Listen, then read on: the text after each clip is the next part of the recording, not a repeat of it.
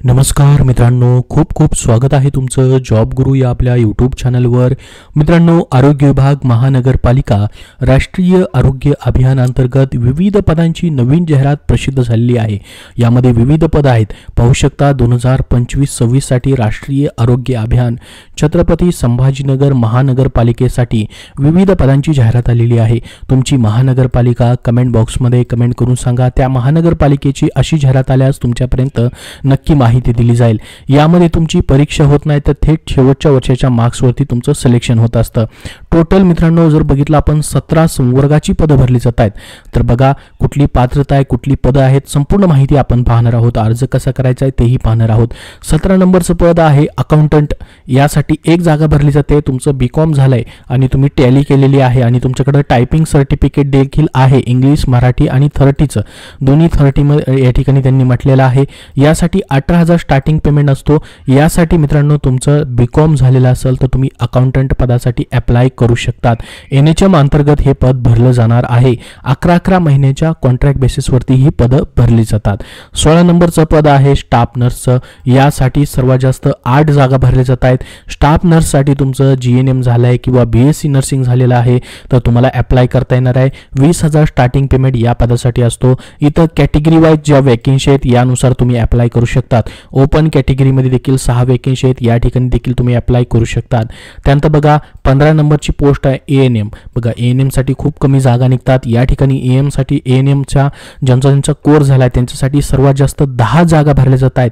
ANM ज्यांचा course झालेला आहे त्यांना या ठिकाणी अप्लाय करता येणार आहे। 18,000 स्टार्टिंग पेमेंट या पदासाठी असतो। इथं कॅटेगरी वाईज देखील तुम्हाला वॅकन्सी पाहायला भेटतील। बघा ही जी पीडीएफ फाईल आहे किंवा अर्ज नमुना याची लिंक तुम्हाला मी डिस्क्रिप्शन बॉक्समध्ये दिलेली आहे आणि आपल्या टेलिग्राम चॅनलवरती त्याचीही लिंक तुम्हाला डिस्क्रिप्शन बॉक्समध्ये पाहायला भेटेल। त्यानंतर बघा सर्वात महत्त्वाची पोस्ट आहे फार्मासिस्ट। यासाठी देखील 6 वॅकन्सी भरल्या जात आहेत। तुमचं डी फार्म झालंय, बी फार्म झालेला आहे तर तुम्हाला अप्लाय करता येणार आहे। स्टार्टिंग पेमेंट एनएचएम मध्ये तुम्हाला 17,000 या ठिकाणी असणार आहे। याच्यासाठी देखील कॅटेगरी वाईज वॅकन्सी इथं तुम्हाला पाहायला भेटतील। त्यानंतर बघा लॅब टेक्निशियन साठी देखील 9 वॅकन्सी भरल्या जाणार आहेत। या ठिकाणी तुम्हाला स्टार्टिंग पेमेंट 17,000 असतो। लॅब टेक्निशियन पदासाठी तुमचं 12वी पास प्लस डीएमएलटी कोर्स असणं गरजेचं आहे। या ठिकाणी पहा डीएमएलटी असेल तर तुम्हाला अप्लाय करता येणार आहे। कॅटेगरी वाईज वॅकन्सी देखील पाहता येतील।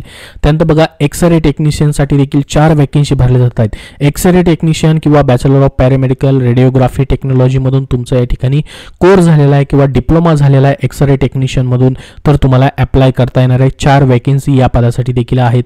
त्यानंतर बघा ओटी असिस्टंट हे देखील पद एनएचएम मधूनच भरलं जात आहे। 3 वॅकन्सी इथे देखील भरल्या जात आहेत। 12th पास नंतर तुम्ही डिप्लोमा केलेला आहे ओटी असिस्टंटचा किंवा बॅचलर पॅरामेडिकल ऑपरेशन थिएटर मधून तुमचं टेक्नॉलॉजी मधून या ठिकाणी डिप्लोमा कोर्स झालेला आहे तरी देखील तुम्हाला अप्लाय करता येणार आहे। इथं देखील कॅटेगरी वाईज तुम्हाला पदं पाहता येणार आहेत। त्यानंतर बघा सीएलएमसी टेक्निशियनची पोस्ट भरली जाते। मेडिकल लॅबोरेटरी टेक्निशियनचा तुमचा कोर्स किंवा या ठिकाणी डिप्लोमा झालेला आहे तरी देखील तुम्हाला अप्लाय करता येणार आहे। त्या बघा दुसरी पोस्ट आहे 9 नंबरची डेंटिस्टची। या ठिकाणी एक जागा भरली जाते, बीडीएस वगैरे पाहिजे। सीएमएलसी मॅनेजरची पोस्ट देखील या ठिकाणी भरली जात आहे। त्यानंतर मेडिकल ऑफिसर यांची देखील पोस्ट आहे ज्यामध्ये एमबीबीएस आणि डीजीओ झालेलं पाहिजे। त्यानंतर बघा फुल टाइम मेडिकल ऑफिसर आहे, सर्जन आहे, एन्थेटिस्टची पोस्ट भरली जाते। ह्या सर्व पोस्ट जे आहेत हाय लेवलच्या आहेत। पेट्रिशियन त्यानंतर गायनेकोलॉजिस्ट ह्या एमबीबीएस त्याचबरोबर एमएस झालेला आहे, एमडी झालेला आहे त्यांच्यासाठी देखील या ठिकाणी पोस्ट भरल्या जात आहेत। तर ह्या सर्व पोस्ट भरल्या जात आहेत। यासाठी तुम्हाला ऍप्लिकेशन कसे करायचे आहेत बघा, सर्वात अगोदर जे हाय लेवलच्या पोस्ट आहेत जसं की गायनेकोलॉजिस्ट असेल, पेट्रिशियन असतील, सर्जन्स असतील यांच्यासाठी 28/5/2025 रोजी थेट मुलाखत आयोजित केली जाणार आहे। त्यानंतर बघा x ray technician, lab technician, pharmacist, ANM, staff nurse, accountant ही जी सर्व पद आहेत यासाठी तुम्हाला 29/5/2025 ते 6/6/2025 म्हणजे 6 जून 2025 पर्यंत तुम्हाला या ठिकाणी ऍप्लिकेशन जे असणार आहेत बघा महानगरपालिका आरोग्य विभाग पत्रकार कक्षाच्या बाजूला प्रथमोपचार कक्ष जो आहे या ठिकाणी तुम्हाला ऍप्लिकेशन जे आहेत सादर करायचे आहेत। यासाठी तुमचे गुणांकन पद्धतीनुसार सिलेक्शन केलं जातं। आता बघा अर्ज फी देखील तुम्हाला ठेवलेली आहे। या ठिकाणी अर्ज फी खुल्या प्रयोगासाठी 500 रुपये त्यांनी ठेवले आणि राखीव प्रयोगासाठी 250 रुपये ठेवलेली आहे। याचा तुम्हाला डीडी काढून अर्जासोबत सोबत तो राष्ट्रीयकृत बँकेचा DD अर्ज सोबत जोडणं गरजेचं असणार आहे. तर ही सर्व पदभरती जी आहे यासाठी सर्वसामान्य अटी असतील किंवा इतर जी माहिती आहे या जाहिरातीमध्ये देण्यात आलेली आहे. तुम्हाला संपूर्ण जाहिरात वाचायची आहे, त्यानंतरच अर्ज करायचा आहे. अचूकपणे तुम्हाला गुणांची टक्केवारी नमूद करायची आहे. ग्रेड अथवा तुमचं या ठिकाणी ग्रेड वगैरे मार्कशीटमध्ये नमूद असेल तर त्याचं गुणांमध्ये रूपांतर करून घ्यायचं आहे तुमच्या महाविद्यालय किंवा कॉलेजकडून, आणि त्याचं पत्र देखील या ठिकाणी तुम्हाला देणं गरजेचं असणार आहे, कारण की गुणांकन पद्धतीने सिलेक्शन प्रोसेस असल्यामुळं. इतर देखील सर्व डॉक्युमेंट जोडायचे आहेत आणि तुमची शैक्षणिक अर्हता प्राप्त केल्यानंतरचा अनुभव तुमचा या ठिकाणी ग्राह्य धरला जातो. अनुभव देखील असेल तर तुम्हाला त्याचे देखील मार्क्स भेटतात.